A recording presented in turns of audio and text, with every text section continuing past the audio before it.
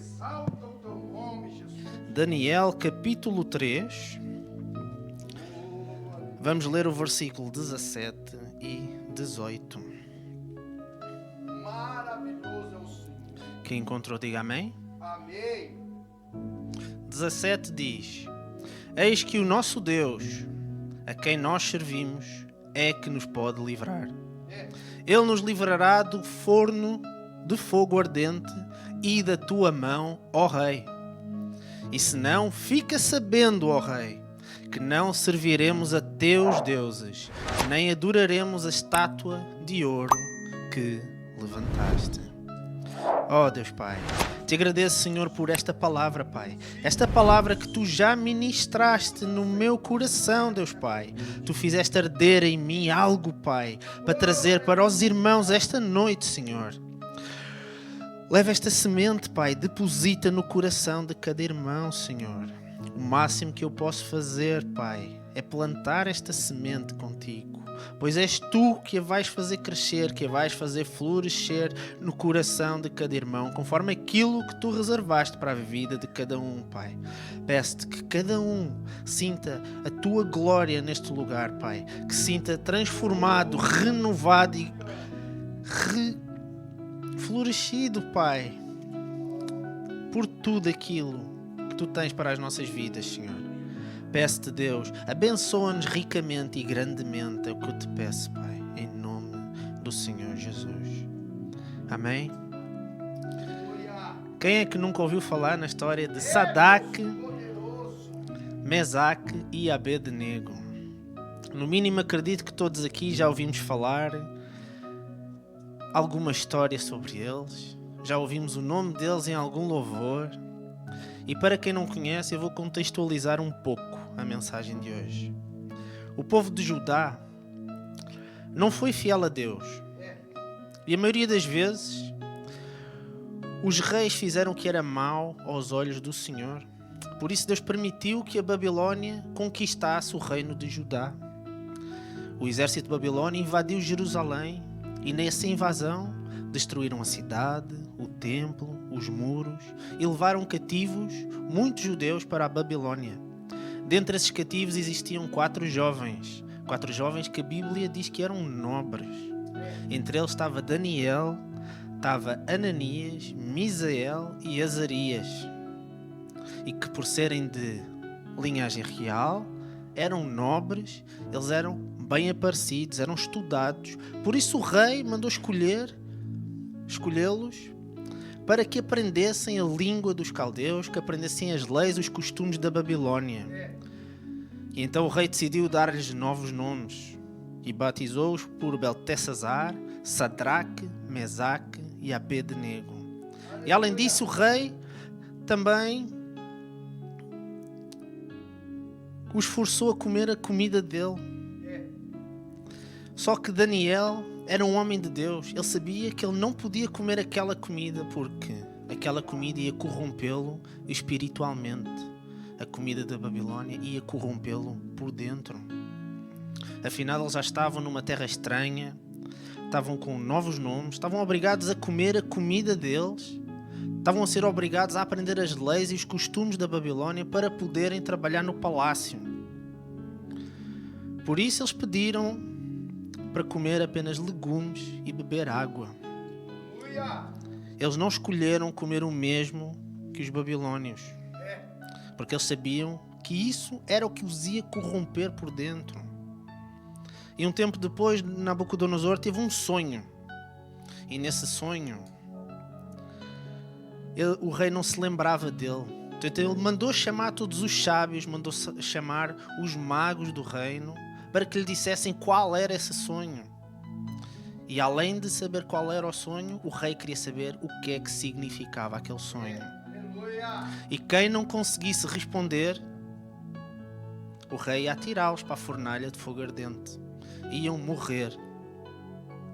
Foi então que Daniel, ao ouvir aquele fuzuê, decidiu perguntar o que se passava. E lá o capitão da guarda lhe disse: o rei quer saber o que é que ele sonhou e quer saber o significado desse sonho. E Daniel disse: dá-me um tempo, eu vou orar. E ele e os seus 3 amigos foram orar. E nessa mesma noite Deus revelou a Daniel o sonho. E Daniel foi contar ao rei o sonho que ele tinha sonhado com uma estátua. Uma estátua com uma cabeça de ouro, com peito e braços de prata, ventre e coxas de bronze, pernas e pés de barro e ferro. Só que a explicação deste sonho não faz parte da mensagem que temos para hoje. Mas eu quero que guardem a ideia que o rei sonhou com uma estátua. Então, Daniel revelou ao rei o sonho e qual era a interpretação desse sonho. E Nabucodonosor ficou tão impressionado que ele disse: realmente, o teu Deus é o grande Deus, é o Deus Altíssimo, é o Deus sobre todos os deuses. E como recompensa, promoveu Daniel como governador da Babilônia. E os seus 3 amigos ficaram como responsáveis dos negócios da Babilônia. E um tempo depois, o rei mandou construir uma estátua. A estátua media quase 30 metros de altura por 3 metros de largura e era feita de ouro. A Bíblia não nos diz isso explicitamente, mas historiadores acreditam que a estátua era a imagem do rei Nabucodonosor. E então, no dia em que a estátua foi erguida, o rei mandou reunir todos os sábios, todos os magos, todos aqueles que tinham alguma posição de poder na Babilônia, todos os oficiais do exército, e fez um decreto. Assim que ouvirem algum som de instrumento, trombeta, pífaro, harpa, assim que houver música, todos têm que se prostrar e adorar a estátua que eu ergui. E então, quem não se prostrasse ia ser atirado para a fornalha ardente. E foi assim que aconteceu. A música tocou e todos se prostraram perante a estátua do rei. Ou pelo menos quase toda a gente.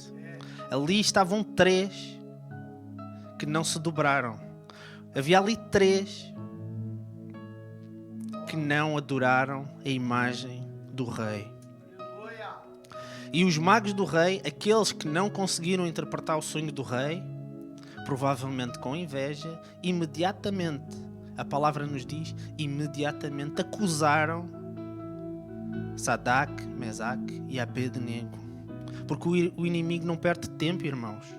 O inimigo não perde tempo para nos acusar, para nos colocar em situações numa enrascada, situações que nos coloquem em posições perigosas.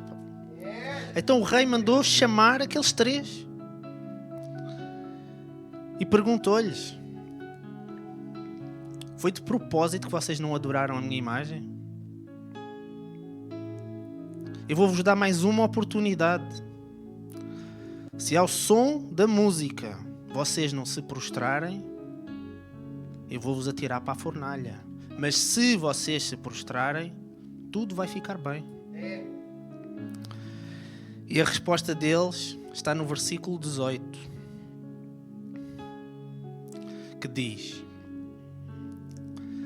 e se não, fica sabendo, ó rei, que não serviremos a teus deuses, nem adoraremos a estátua de ouro que levantaste. Isto sim é verdadeira fé, irmãos. Quem é que naquela situação, com o risco de ser atirado para uma fornalha em chamas, para ser queimado vivo, ia responder ao rei: não, eu não me vou dobrar, porque o meu Deus é quem cuida de mim. Eu não vou servir, nem vou adorar nenhum outro Deus. Eu não vou adorar nenhuma outra imagem de adoração. Eu só adoro o meu Deus, porque é o meu Deus que me protege. Aleluia. O mundo, irmãos, vai querer nos mudar. O mundo vai nos pressionar a mudar. Entendam que a Babilônia representa um sistema que é contra Deus. Todo o governo da Babilônia é contra Deus. Eles ignoram a presença de Deus. Eles representam tudo o que se opõe ao nosso Deus. Da mesma forma, irmãos, o mundo de hoje também se opõe à nossa fé. O mundo de hoje tenta afastar-nos de Deus, tenta afastar-nos da nossa fé. Constantemente o mundo tenta enfiar-nos goela abaixo noções, ideologias, valores que vão contra aquilo que um cristão tem que saber, que deve acreditar. O mundo tenta ridicularizar a palavra de Deus. O mundo, irmãos, constantemente nos desafia a mudar a nossa fé. Constantemente nos desafia a desacreditar aquilo que nós temos que acreditar que é verdadeiro. Aleluia. Da mesma forma, a Babilônia fez o mesmo com eles. Começou pela comida. Diferente daquilo, a Babilônia ofereceu comida diferente daquela que os judeus comem. Eles, enquanto judeus, eles não podem comer qualquer coisa. Eles têm que comer aquilo que Deus definiu que é bom, que é sagrado. O que Deus definiu que é bom e mau para comer. Desde a morte do animal, desde a maneira como é preparada a comida, os judeus não comem de qualquer jeito. E na Babilônia, eles comem porco. Na Babilônia, eles comem sangue dos animais. Na Babilônia, eles comiam as vísceras dos animais. E tudo isso, para um judeu, é considerado impuro. E quanto muito é usado como um sacrifício ao nosso Deus. Aleluia. Só que o inimigo não parou por aí. Ele decidiu também mudar os nomes deles. Daniel, aliás, todos os nomes deles, em hebraico, enalteciam Deus.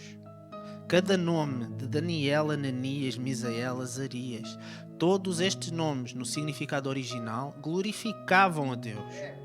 Daniel quer dizer que Deus é meu juiz. E a ele deram o nome de Beltesazar, que quer dizer Bel é o meu Deus. Bel era o Deus principal da Babilônia. Ananias, o significado significa Deus é gracioso. E chamaram-no de Sadraque, que quer dizer servo do Deus Lua.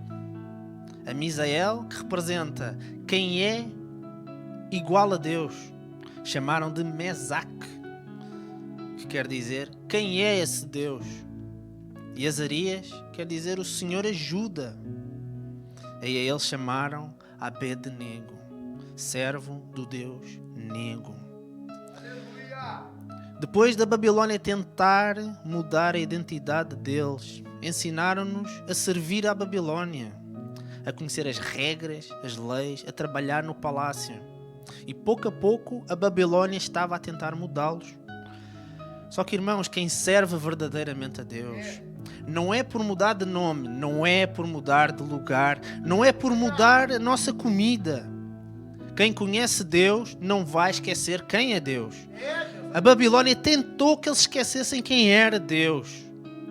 Isto faz lembrar o louvor que cantamos há bocado. Quem já pisou no Santo dos Santos, em outro lugar não pode viver. Aleluia! Quem conhece Deus de verdade não tem como negar Deus. Quem já sentiu a presença de Deus não tem como mudar de ideias sobre Deus. Se algum dia Deus tocou na minha vida, na vossa vida, se algum dia Deus tocou na vida de alguém, sabe que Deus é real, que Deus é maravilhoso, que só Ele é santo, só Ele é justo, só Ele é poderoso, só Ele é onipotente, onisciente, onipresente, porque Deus está em todo o lado. E Deus está aqui esta noite, irmãos. Aleluia! E aqui está o grande desafio, irmãos. O mundo constantemente tenta nos mudar, tenta corromper a nossa fé. Tenta que nós deixemos de lado os nossos princípios e ignorar a nossa fé a Deus. Eles podiam ter cedido. Eles podiam ter se ajoelhado, ter pedido perdão a Deus. Deus, perdoa-me. Eu quero salvar a minha vida. É só uma vez. Eu vou agora. É só hoje. Tu bem sabes, Deus, a situação em que eu estou. É só desta vez, tu me entendes. A pressão era muito grande, irmãos. O mundo constantemente nos pressiona a mudar. É verdade. E eles, mesmo diante daquela pressão, eles não se ajoelharam, eles não se dobraram, eles ficaram firmes na sua fé. E nós, irmãos, quantas vezes nós cedemos por coisas pequenas, que no fundo nós sabemos que é errado, e nós vivemos a nossa vida como se nada fosse? Quantas vezes nós cumprimos ordens que nós sabemos que é errado, mas nós conformamos-nos, porque é a vida. Se nós cedemos um centímetro que seja ao diabo, irmãos, ele vai puxar quilómetros de nós. Entendam, cada vez que nós cedemos um pouco, ele leva tanto que vai ser difícil nós conseguirmos recuperar de volta. E nós então começamos a adorar outras coisas que não ao nosso Deus. Muitos buscam dinheiro, alguns buscam sucesso, adoram mais o entretenimento, perdem horas na Netflix, no YouTube, no Instagram e prezam mais essas coisas do que a relação com Deus. Nós buscamos estar mais bem com o nosso irmão do que com Deus, sendo que o primeiro grande mandamento é, qual é, irmãos? Amar a Deus acima de todas as coisas. Aleluia! Depois amar o nosso irmão como a nós mesmos. A prioridade é Deus, irmãos. Aleluia! E quando nós começamos a adorar outras coisas que não a Deus, nós perdemos sensibilidade espiritual. A nossa fé esfria. Buscar a Deus deixa de ser uma prioridade. Ou pior, irmãos, nunca foi uma prioridade. O mundo vai distorcer tudo aquilo que nós sabemos, tudo aquilo que nós conhecemos sobre Deus. O mundo já está a adulterar a Bíblia. Faz traduções sobre traduções para se adaptar a nós, conforme a nossa necessidade. Aleluia! Só que, irmãos, a palavra é vida, a palavra é eficaz. A palavra está a ser adulterada. E adulterada deixa de ser a palavra de Deus. Como é que uma palavra adulterada tem algum poder, irmãos? Adulterada deixa de ser a palavra de Deus. E essa palavra não leva ninguém para a salvação. Leva para um caminho que está muito mais em baixo, irmãos. Aleluia! E começam por dizer que este texto afinal significa outra coisa. Que afinal nós já não precisamos de ser santos. Que todos já somos salvos. Que Jesus morreu por nós. Não é bem assim, irmãos. Todo aquele que crer e for batizado pode ser salvo. Não é garantia de salvação, mas é o início do nosso caminho em busca da salvação, irmãos. Aleluia! Apenas crer sem mudar de vida, irmãos, não é ser salvo. Só que Jesus me ama, não é? Como? Jesus deixa-me ser como eu quero, porque Ele me ama. Jesus já me perdoou e então eu não preciso mudar de vida. É isto que nós vemos na internet constantemente. E eu peço aos irmãos, parem de ver essas coisas na internet. Aleluia! Parem com isso, irmãos. Parem de ver conteúdo que é inútil para nós, que só nos faz perder horas, dias, meses e anos da nossa vida. Nós temos que buscar a palavra verdadeira, irmãos. Temos que buscar Bíblia em papel. E quanto mais velha for a Bíblia, irmãos, melhor. Porque aí vamos ter a certeza, ou pelo menos quase a certeza, que não foi adulterada. Aleluia! Temos também que buscar a presença de Deus. Temos que buscar a santidade. Porque o que Deus exige da nossa parte é a santidade. Se um dia nós quisermos estar com Ele, temos que buscar a santidade. Aleluia! Santidade na etimologia da palavra quer dizer separação. Isso quer dizer que nós temos que viver separados do mundo, temos que viver separados do pecado, temos que viver separados para Deus. Porque não importa, irmãos, o tipo de pecado que nós cometemos, principalmente porque a internet está a distorcer todo o tipo de pecado, os políticos estão a distorcer todo o tipo de pecado. Pecado agora é doença. Pecado agora não é pecado. Só que Pecado nunca deixou de ser pecado, irmãos. Pecado continua a ser pecado. Não importa o tamanho dele, por mais pequenino que seja. Continua a ser pecado. Muitas vezes nós aceitamos coisas que nós fazemos diariamente. Aqueles pecadinhos de estimação que nós temos, aceitamos como coisas normais. Uma mentirinha ali, um desvio de olhar ali, pegar uma nota de qualquer lado aqui, porque não é pecado. Mas tudo isso é pecado, irmãos. Eu pergunto, irmãos, de que forma é que nós estamos a buscar a santidade? E eu não estou a falar de jejum e oração. Eu estou a falar de seguir aquilo que a Bíblia nos ensina, que é viver separado para o mundo, de procurar ser um pouquinho parecido com Jesus. Isso sim é seguir o caminho da santidade. O que é que nós fazemos nos nossos dias? De que maneira é que nós estamos a buscar a Deus? O que é que está a ocupar o nosso tempo mais do que Deus? O que é que ocupa o nosso coração mais do que Deus? Qual é que é o ídolo que nós buscamos mais? Será que é dinheiro? Será que é fama? Será que é prazer carnal? Será que na mesma situação de Sadraque, Mesaque e Abednego perante o rei, nós seríamos fiéis e obedientes como eles foram? Capazes de renunciar tudo aquilo que a Babilónia ofereceu e aceitar ser atirados para a fornalha? Meu Deus, Aleluia. Aleluia. Nós só temos duas opções, irmãos. Ou somos fiéis, ou somos fiéis. Não existem historinhas de ceder um pouquinho ali, um pouco ali. Temos que ser fiéis. Se nós queremos ver o poder sobrenatural de Deus nas nossas vidas, nós temos que ser fiéis. Nós temos que ser obedientes a Deus e não há outro caminho. Glória. E Deus está à espera de ver a nossa fidelidade. E foi o que aconteceu aqui. Eles rejeitaram o mundo, eles mostraram fidelidade a Deus. E agora o rei estava de tal maneira furioso que ele mandou aquecer a fornalha 7 vezes mais que o normal.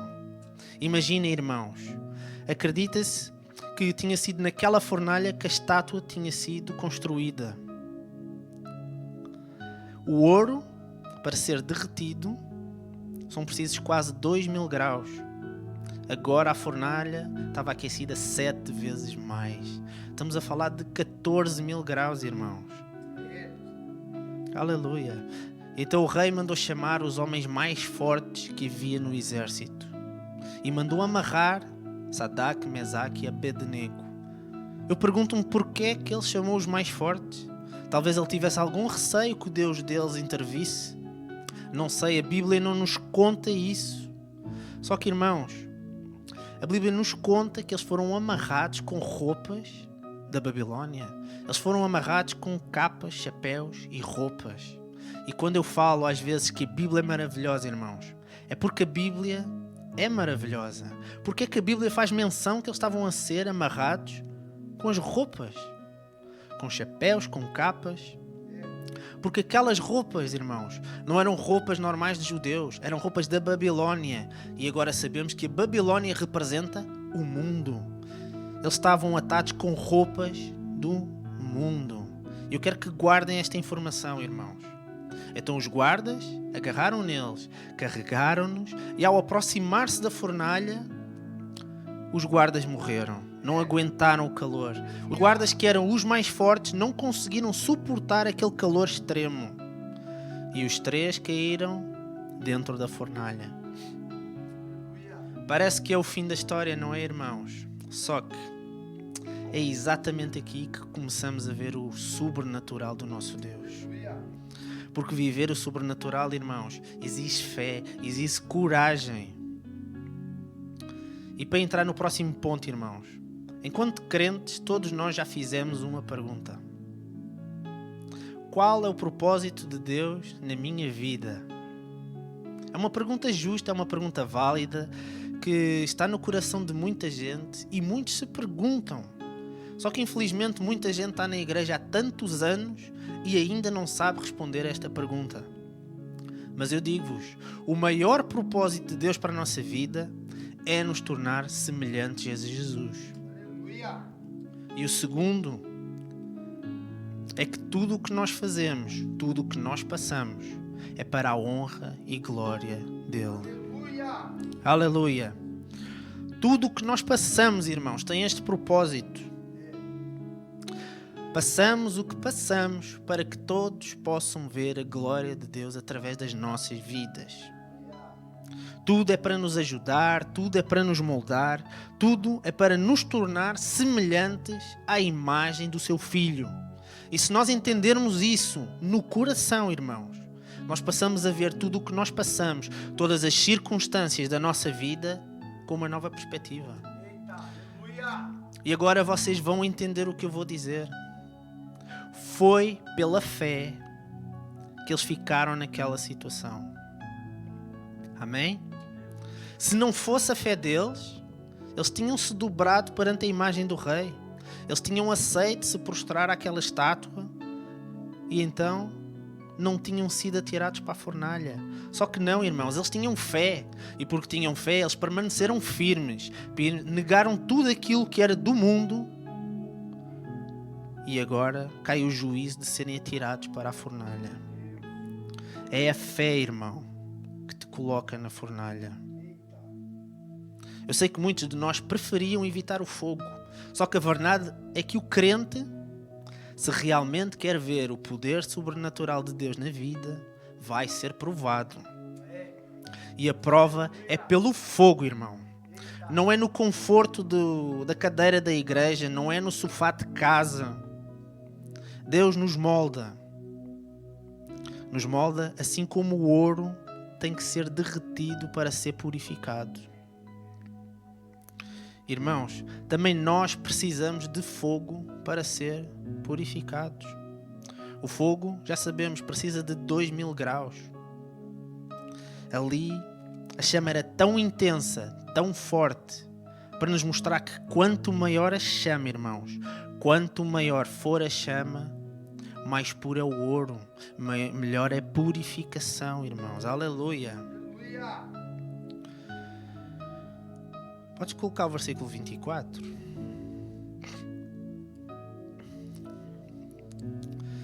Que diz assim: Então o rei Nabucodonosor se espantou e se levantou depressa.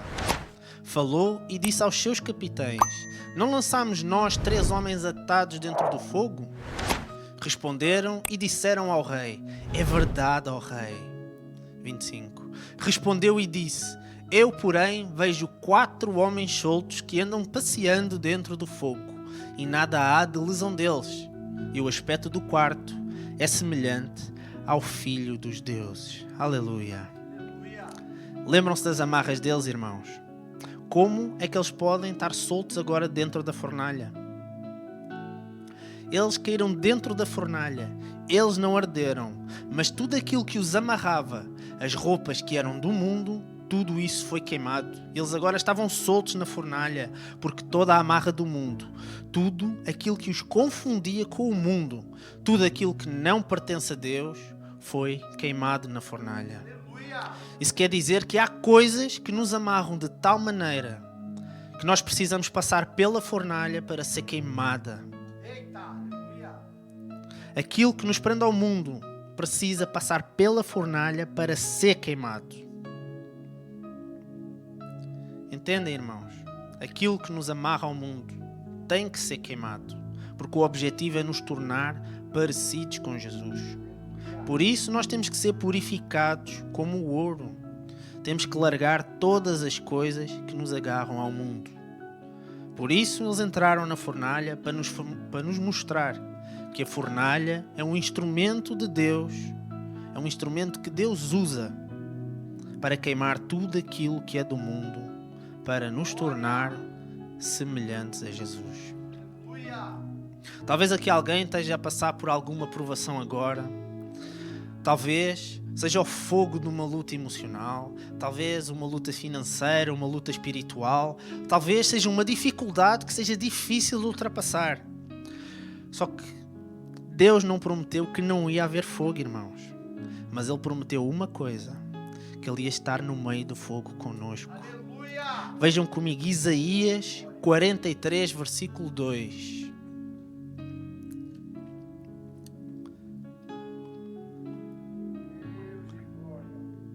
Que diz assim: quando passares pelas águas, estarei contigo. E quando pelos rios, eles não te submergirão. Quando passares pelo fogo, não te queimarás, nem a chama arderá em ti. Aleluia, irmãos. Quando passares pelo fogo, irmãos, Deus diz: eu estarei contigo. Glória. Não sou eu que digo, é a palavra que diz, irmãos. Deus. E o pior, não é quando, ou melhor, não é se, é quando. É uma certeza que todos nós vamos passar pelo fogo, todos nós vamos passar pela provação, mas de uma coisa podemos ter a certeza: Ele está conosco. Aleluia. Aleluia.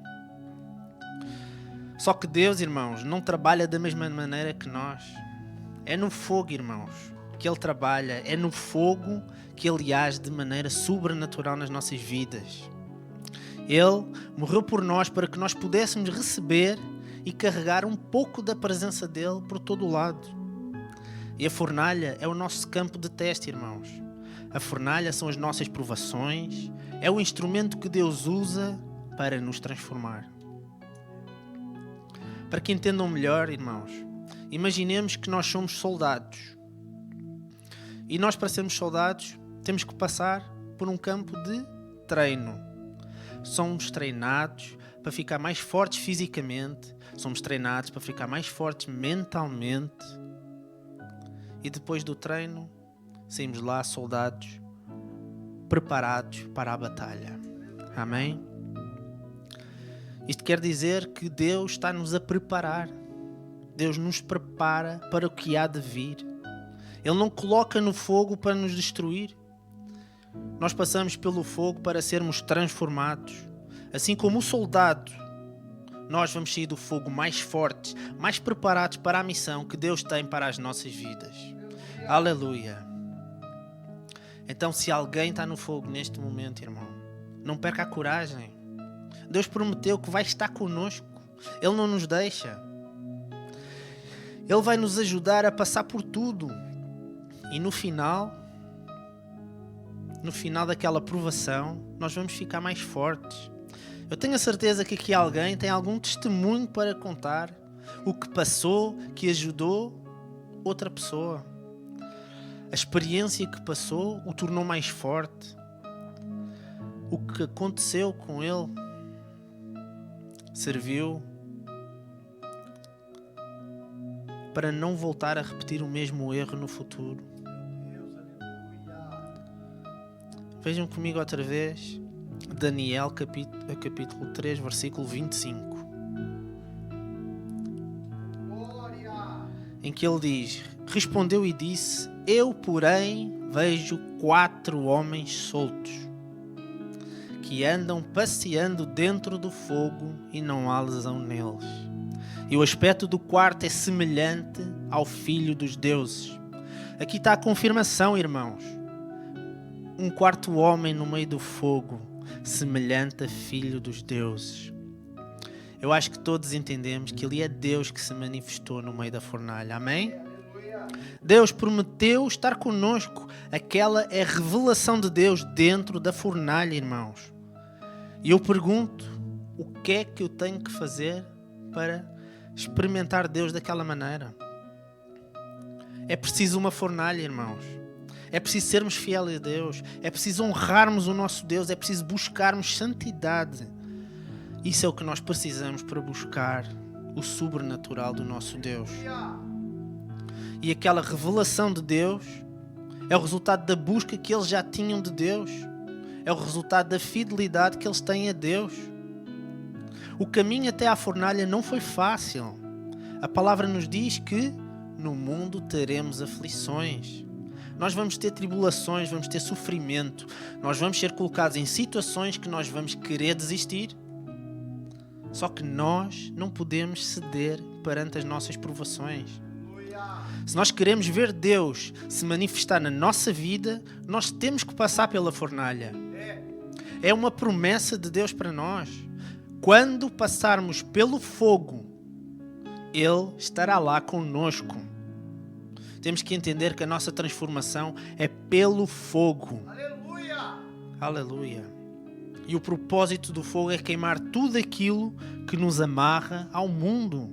É pelo fogo que nós vamos ser semelhantes a Jesus, transformados pouco a pouco. É também no fogo que o nosso relacionamento com Deus é purificado. Porque ao buscarmos santidade podemos estar na presença do nosso Deus. Aleluia. Então, purificados, Ele se manifesta na nossa vida, para que todos possam testemunhar que Deus está nas nossas vidas. Aleluia. Lucas capítulo 9, versículo 23. A palavra é maravilhosa, irmãos. Jesus dizia: se alguém quer vir após mim, negue-se a si mesmo, tome cada dia a sua cruz e siga-me. 24. Porque qualquer que quiser salvar a sua vida, perdê-la-á. Mas qualquer que por amor a mim perder a sua vida, a salvará.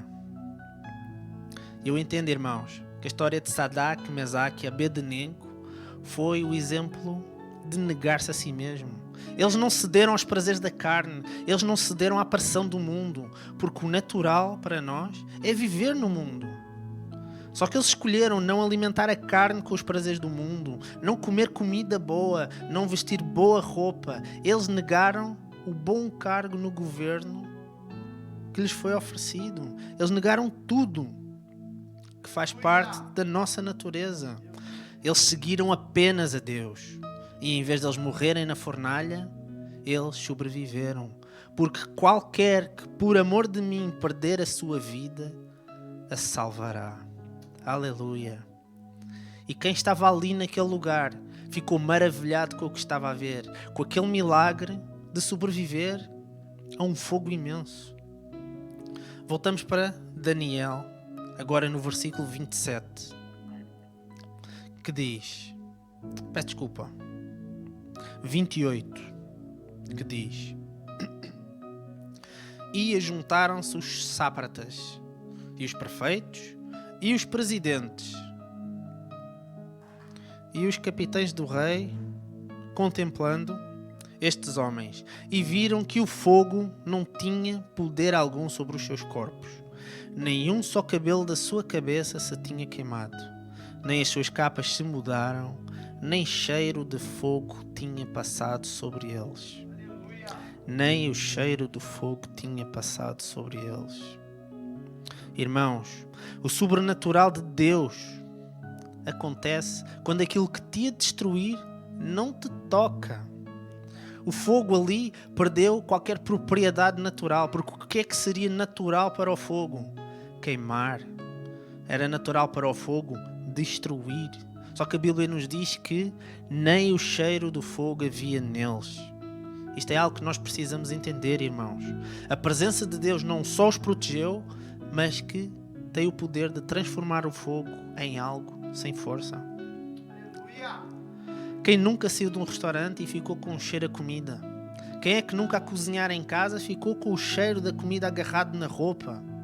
O fogo normalmente deixa marcas, só que o texto diz-nos que nem o cheiro do fogo se agarrou a eles.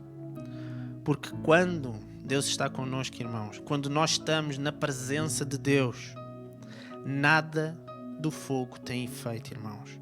O fogo perde a força. Tudo aquilo que o fogo tinha que consumir vai servir para testemunhar a graça e o poder do nosso Deus. E o inimigo, irmãos, o inimigo até nos pode tentar destruir. O inimigo até pode aquecer a fornalha 7 vezes mais. O inimigo pode lançar labaredas de fogo contra nós. Só que a presença de Deus garante que nada nos tocará. Aleluia. Aquilo que parecia ser destruição, na verdade é apenas uma prova que Deus está no controle de todas as coisas. Aleluia. E para finalizar, irmãos, agora sim, versículo 28.